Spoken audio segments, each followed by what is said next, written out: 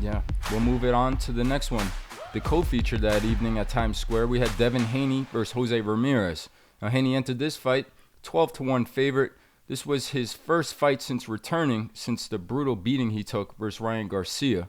So there's a lot of questions coming into this one. First of all, for Ramirez, as you said, is he a little shop worn? You know, at his age, going into this fight, the back end of his career. And then for Haney, mentally, where is he? Is he going to be able to shake that off? And is it going to be lingering effects?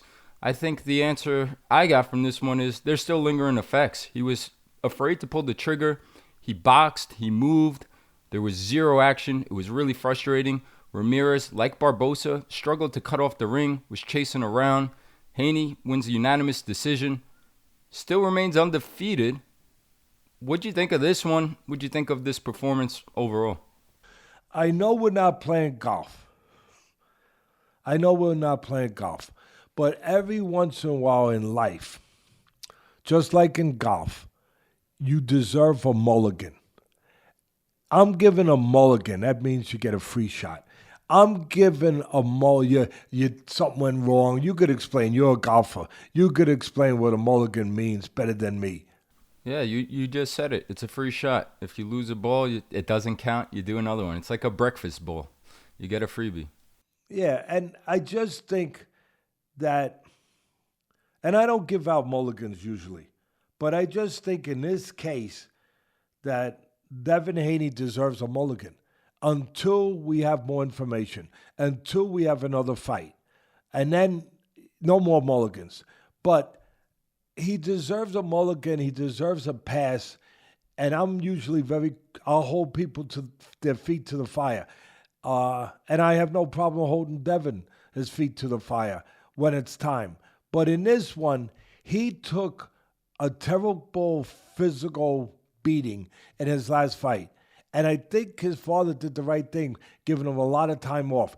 But a combination of inactivity, a combination of taking the punishment he took and the mental damage that does, to your psyche, to your inner spirit, to your confidence, that it does to that. It takes time to get over that. And sometimes you don't. I don't know if he's going to get over it. I'll say it right there. I hope he does. But he's not over it yet. But this is what I do know, being in business 50 years. This is the process. If you went to a doctor to get over it, this is the prescription that he would prescribe, that you have to come back gradually and get your confidence back. It might take 1 or 2 fights for him to get back, or he might never get it back. We have heard the saying.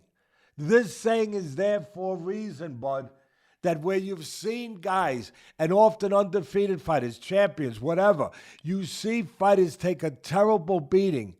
A lot of times you would hear the old timers say, he might never recover from that. He might never be the same. That might is hovering in the air of Devin Haney's career. I hope it passes like a cloud passes with a little bit of a wind. And that wind would be a couple more wins or 1 more win. And getting back there and letting himself know, his inner self, him, forget about what other people say, letting him know that he's okay. That he's okay. That's what this fight was about. He's going through the process of trying to heal. And one thing I think he showed, he's physically okay, but he's not mentally okay. He's gun shy. He couldn't pull the trigger, as you said, you put it the right way. He's mentally not back. He is not healed in a psychological area. And 75% of this business is in the psychological area. So I believe that could be, again, the mulligan, the excuse for that performance. I know people want to say other things, and maybe they're going to say he was overrated. Maybe they're going to say that like the other ones, that he's made a lot of money and he's made whatever. I don't think that's it. Not with Haney. I'll get on the other ones. Don't worry.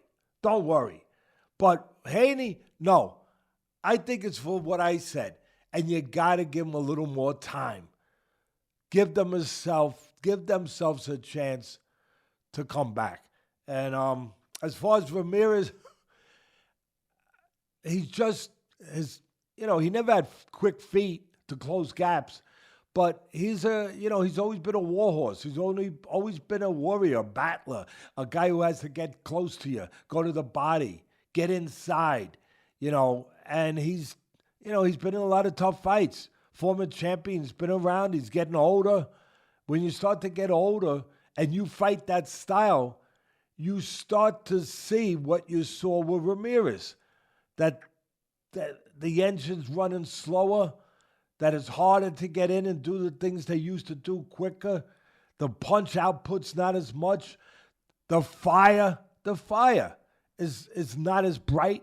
It's not burning as bright. After a lot of tough fights, that same energy is not there for whatever reason. Father Time has a lot to do with it. The style that you fight with. Mayweather could fight to be 110 because he's got that style where he's not taking a lot of punishment. But when you got a style where you're taking some punches the way Ramirez did, your shelf life is shorter. And it's not only shorter physically, it's shorter psychologically. People don't understand that part. To keep facing the devil, to keep going into that fire, to keep having the nerve and the push to go in there and face that and put yourself in that threatening position time and time again. When that's your style, that wears you out. That can only be done psychologically so long.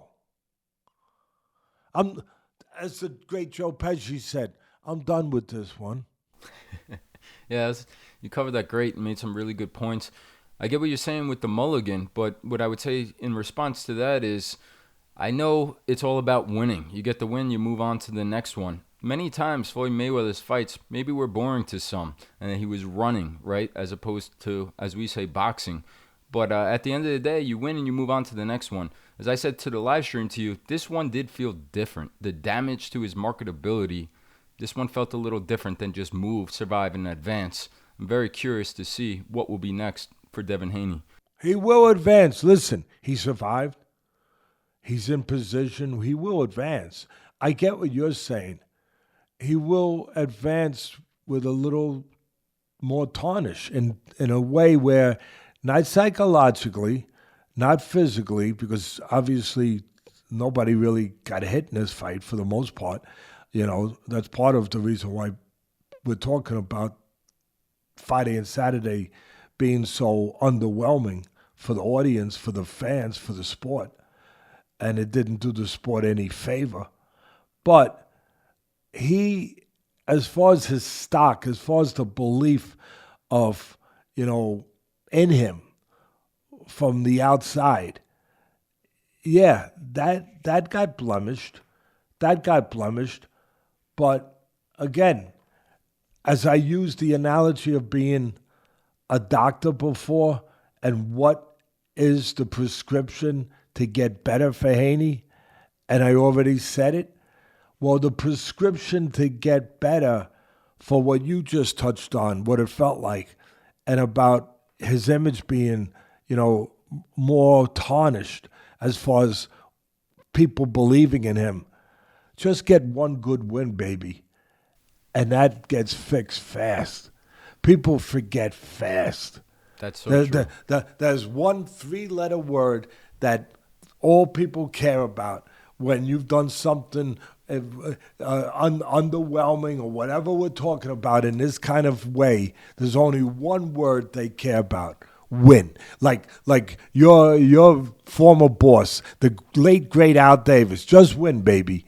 And so that can be fixed. Bang. That can be fixed real quick. Like taking a B12 shot to get a little boost, to get a little energy. Drinking one of those quick energy drinks. Boom, you get a buzz. Just get a win. Bang. His career will be whoop, people will be saying, oh, yeah, I love that guy. How quick they forget.